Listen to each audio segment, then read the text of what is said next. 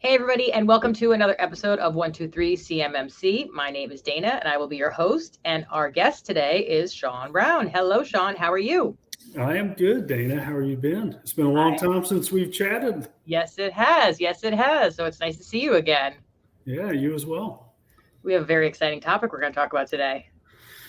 Always. Who is not excited to talk about CMMC and costing? So Yep, CMMC and overall cybersecurity cost containment. All right, so our first question will be, what are the most critical pieces of the puzzle when thinking about budgeting for CMMC certification? Yeah, that's a good question. We get that, quite a bit. There's lots of factors that go into it. Some of the things to kind of think about as you kind of start this journey, it's the size of your organization, number of locations you have, how complex is your network and your environment? Do you have, like I said, those multiple locations?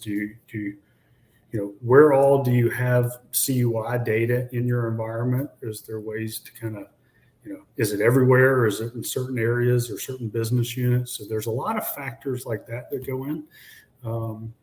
Just how much, control unclassified information do you handle and how many people handle that? That all is kind of pieces to that puzzle. A couple other things, what internal IT support resources do you have? Are you going to need help with that? Are you going to be able to do it inside? So internal. So those are, some other kind of pieces. Capacity and knowledge of your internal team will play a factor in that as well. Whether or not regardless of the level you're doing or whether or not you're doing self-assessment or, full-blown, kind of audit. What's the current state of your IT systems? Mm-hmm. Like, how old is your equipment? All of that will, is, again, pieces to this, kind of big puzzle. Mm-hmm. The other thing that I would kind of think about is what's your starting point? Where are we at from, where are we going to start this at? And how far along the journey, do we have to go? All that will play a big component of it. Identifying, as you do that, you'll kind of identify those kind of current security gaps to figure out, what controls still need to be implemented in the environment. And, again, this is a long-term plan and a journey that you're going to go on. And so understanding kind of what level, 1, 2, or 3 you need to be on also will play a factor in figuring out budgeting for your CMMC certification. So. All right, well, that ties into our next question. So how does SnapTech IT approach budgeting for an IT roadmap that includes CMMC certification? Yeah, and again, so all of those factors that we just talked about all kind of play into, us whenever we're doing this kind of IT roadmap and budgeting with people. So we like to factor in all that. A couple of the other things that, I'll just kind of point out too, that we like to understand kind of where the business is going. So are there big initiatives that are going to double the business in 3 years? Or, do we have that kind of 10-year or 5-year or 3-year or whatever your futuristic version of the organization from a vision and strategy standpoint? We like to understand that so that we can help plan the technology and whatever kind of controls and systems need to be in place for that. So again, that kind of ties back into that puzzle piece that we kind of talked about before, but that kind of goes into that kind of road mapping, just kind of understanding where the business is going. Mm-hmm. We also need to understand what's critical in the business, understanding, critical systems, critical solutions. If you tell me, hey, this is all important, but this one area of the business is vitally important, that all goes into, helping kind of lay out that kind of roadmap and plan for that as well. And then, like I said, just kind of understanding business and just your kind of goals and what level of CMMC you want to achieve or you need to achieve in your organization, all factor into developing that roadmap and that plan with you. All right. Well, that sounds good. Yep. Okay, so now what everybody's talking about is 2.0. So how do the recent CMMC 2.0 program updates affect the cost of securing CMMC certification? Yeah, so boy, did they make some big changes from 1.0 to 2.0. And honestly, I think a lot of the changes that they made make a lot of sense. Like, I don't know if we ever talked to anybody that was like, yeah, we're going after level 2 or 4. And so it kind of made sense, kind of to combine those down into 3 different levels now. So I think that all made a lot of sense. But as it relates to just kind of cost savings, the biggest thing is, in level 1 and in some cases level 2 can do annual self-assessments now. And so from a cost saving standpoint, they're no longer going to have to hire that CMMC auditor to come in and do the actual audit with them. And I don't know if I ever saw a specific amount, but everybody kind of assumed that was a $5,000 to $10,000 kind of audit. So depending on your level of CMMC, you just saved yourself, we'll call it $5,000 to $10,000 because of the new rules around self-assessments. So I think that's a big thing that is going to definitely save a lot of contractors upfront kind of cash and capital through this process. The other thing that I think helps save some of the some cost saving things is we've eliminated, I think, around 20 controls that used to be in CMMC 1.0 when they went to 2.0. And now we're just focused on the NIST 800, 171, 110 controls. So that kind of simplified and reduced some of the scope. And so that, in a sense, is going to help reduce some of the cost, not only in auditing, but just in preparing, for either your self-audit and just getting those controls and requirements kind of satisfied. So those all will play a factor in kind of reducing cost from 1.0 to 2.0, which I think those were a lot of good changes that they made. Yeah, I think they had to make them. So there's just not enough auditors to go handle the amount of work that they were talking about requiring. It was just not going to be feasible. Yeah, we have to remember, even if you're just self-assessing, you have to make sure that you are self-attestation, that you are doing what you're saying you're doing. Yeah, on that. Yeah, that's right. That's right. Just because they removed the requirements of the audit doesn't mean that you don't have to do it and don't have to adhere to these, because you're right. The executive team is going to put their name on the line and say, yes, we are doing this. Yes, I am putting my name on this document that says that we are. So, yep, like the hot potato. All right, so our next one. So are there any specific cost containment measures that can be taken at level 2 and 3 under CMMC now under 2.0?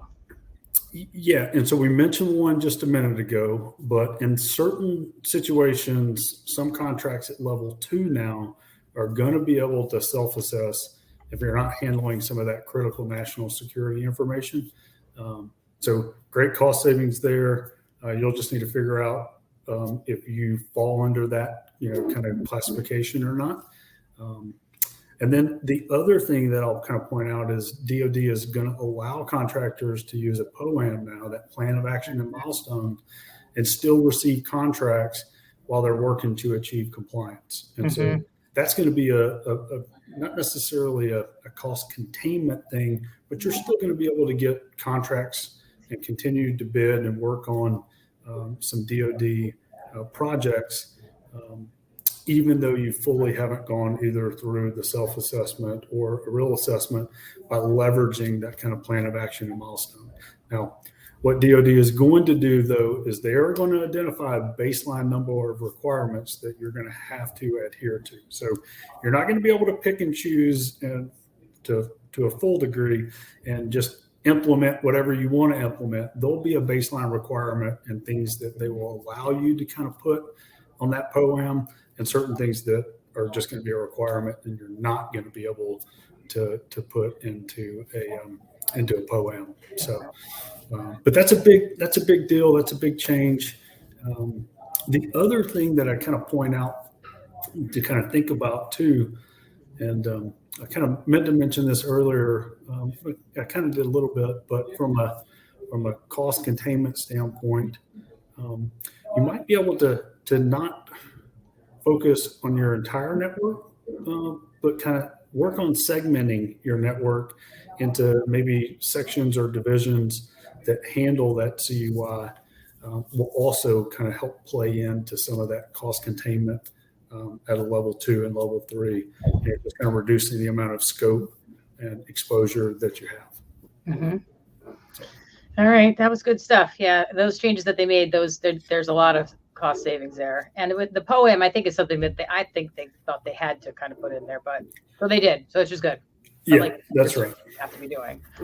All right, Our next up. So how does a holistic approach to addressing cybersecurity lead to cost savings for businesses seeking CMMC and looking to strengthen their overall cybersecurity posture? Boy, what a great long question that one is, right? That is a long one. So I tell you, whenever I think about this, my mind always goes into a couple of different directions. First, from a holistic approach, I always like to understand the entire kind of playing field or the entire requirements, and kind of, going back to doing that assessment, understanding kind of where we are, where we've got gaps, so planning, budgeting, kind of understanding kind of where you're at in that journey. I like to see the whole picture and understand kind of what is it that we got to go tackle. And so understanding it from, the whole picture, to me, helps kind of plan and put that into almost, I don't want to say like bite-sized chunks, but definitely prioritize and address the most critical, controls and aspects of it. And so I think from a holistic standpoint, kind of understanding everything that you need to get implemented and where those gaps are, and kind of planning that out, I think makes a lot of sense. Also, from just kind of a cost saving standpoint, just as it relates to cybersecurity in general, I tell people all the time that if you think IT security is expensive, you should try cheap IT or non-existent IT security and see how much a true incident is going to cost you. So, if we're talking about cost savings, doing it the right way, may be expensive in the, developing processes and solutions and putting different tools and things like that in place. But the cost of a security incident, I promise you, will be a lot more painful than doing it, the right way, kind of up front. That's for sure. And, and kind of related to that, as it relates to, holistic approach and kind of cost savings, if you were to get hit, think about the cost of, contracts that you may lose, reputation, downtime, employee morale. It goes on and on and on. And so understanding it from a holistic approach and kind of understanding your plays and your playbook and where you're at and where you need to be, I think makes it simpler to adhere to and kind of get to where you want to be. So, and a little bit of proactive thinking goes a long way when something does happen. So that's absolutely. All right, so here's our next one. The DoD is looking to provide incentives for contractors and subcontractors to move forward with CMMC certification under 2.0. Has there been any word on what those incentives would look like? Yeah, I've heard some rumors, and there's some things out there. I would say nothing is concrete. One of the things that I've heard is that that they may award and allow you to take a little bit higher profit if you've gone through this process and are providing and can demonstrate that you've got a secure network. And so that is the only real kind of incentive that I've heard about thus far. There may be others out there that I just haven't heard, but that was one of the ideas that we've heard kind of floated around. So nothing concrete yet. Not yet. Okay. Stay tuned. Stay tuned. All right. What other insight can you leave us for our audience when it comes to cost containment for CMMC as well as cybersecurity as a whole? Sure. Yeah. And so I would just say, CMMC is 2.0 made a lot of great changes from 1.0. And, the things that they did around self-assessment, I think is going to help save a lot of companies a lot of money as it kind of relates to the auditing portion of it. But to me now, it's a lot more clear on where the government and kind of DoD is heading with this. And they're absolutely have aligned, 2.0 directly with that NIST 800, 171, 110 requirements. So there's really no need to wait. It was up in the air maybe a little bit about what was going to happen in 1.0. I think it's pretty clear now where they're landing. And so there's really no need to wait. Go ahead and start looking at, the 800, 171, 110 requirements. Go ahead and start doing your assessments and gap analysis and understanding kind of where you're at, and take a look at, the roadmap stuff and a number of those kind of factors that we talked about, earlier in this kind of, talk. But it's coming, I think they've, like I said, I think they've kind of settled in on where those requirements are going to be. There's a lot of good documentation, a lot of good resources out there, thanks to people like you that are doing a great job of educating around this topic. And so, the time is over for waiting. It's time to take it. Mm-hmm. And, even if they do make some more changes, all of the basic stuff that's just good cyber hygiene and they're good business practices for protecting data, that's stuff that everybody should be doing anyway. And I think we're going to see, this more and more spilling over to all businesses everywhere. But so that's something to get started with. Hopefully you're already doing that. But even if you're not, there's, that's good. That's not going to change. So get cracking on the basic stuff. Yeah, absolutely. That's good advice. All right. Well, that was a lot of fun. And thank you for all your information, Shawn. It was nice to see you again. Yeah, you as well. All right. I will see you again soon. Definitely. Thank you, everybody, for watching and listening. And we'll see you on the next episode. Bye-bye. All right. Bye.